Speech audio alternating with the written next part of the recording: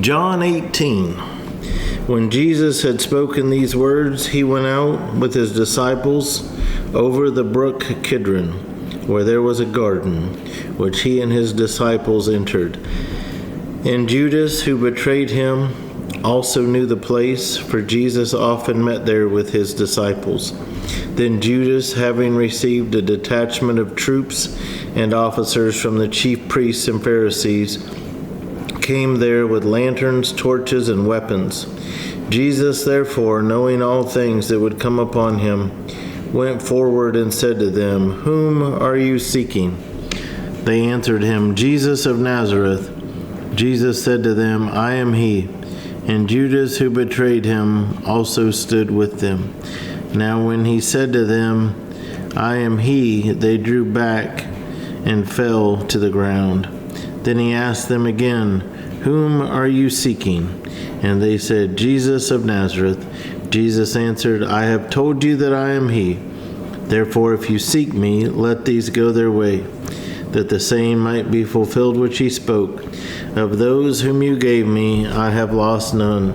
So even at the time of his arrest, he's thinking of others. He's thinking of protection for his disciples. Then Simon Peter, having a sword, drew it and struck the high priest's servant and cut off his right ear. The servant's name was Malchus. So think about the boldness of Peter and his love for the Lord at that moment, that here they are surrounded by people with weapons, and Peter still had the boldness to not only draw his sword, but to strike one of their ears off. So Jesus said to Peter, "Put your sword into the sheath. Shall I not drink the cup which my Father has given me?" Then the detachment of troops and the captain and the officers of the Jews arrested Jesus and bound him. And in one of the Gospels, it says that Jesus actually picked up the ear from Malchus and put it back and healed, did a miraculous healing right then of his ear.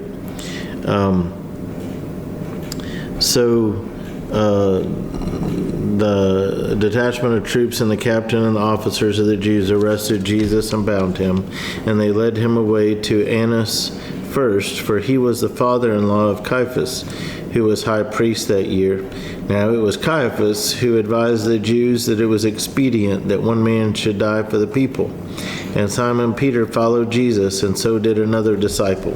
That would be John, the other disciple.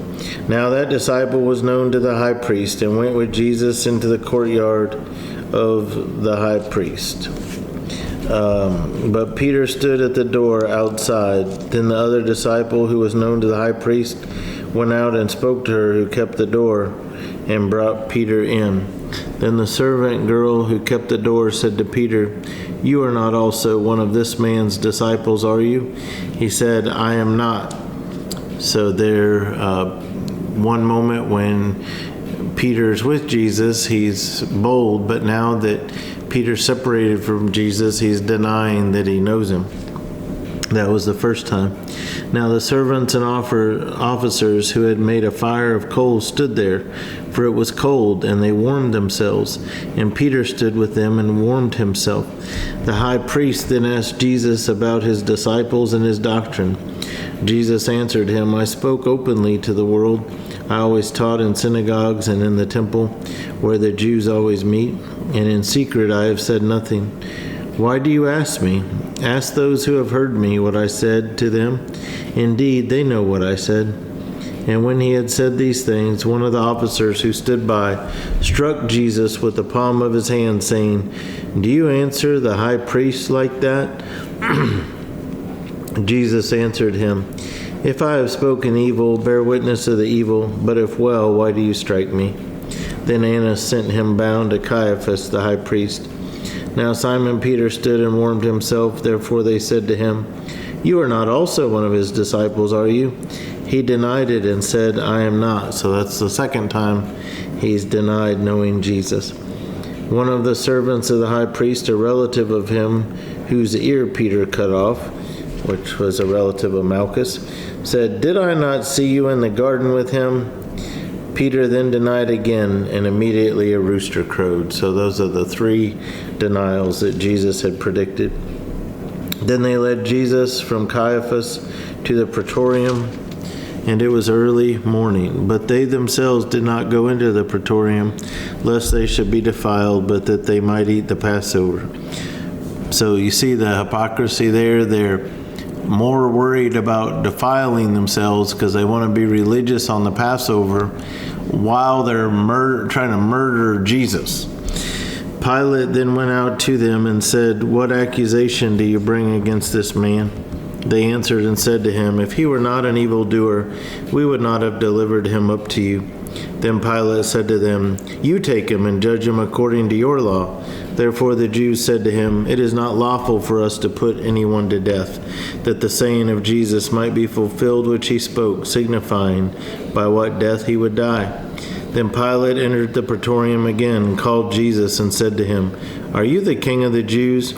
Jesus answered him, "Are you speaking for yourself about this, or did others tell you this concerning me?" Pilate answered, "Am I a Jew? Your own nation and the chief priests have delivered you to me. What have you done?" Jesus answered, "My kingdom is not of this world. If my kingdom were of this world, my servants would fight, so that I should not be delivered to the Jews. But now my kingdom is not from here." Pilate therefore said to him, "Are you a king then?" Jesus answered, "You say rightly that I am a king. For this cause I was born, and for this cause I have come into the world, that I should bear witness to the truth. Everyone who is of the truth hears my voice." Pilate said to him, "What is truth?" And when he had said this, he went out again to the Jews and said to them, "I find no fault in him at all. But you have a custom that I should release someone to you at the Passover. Do you therefore want me to release to you the King of the Jews?" Then they all cried again, saying, "Not this man, but Barabbas." Now Barabbas was a robber.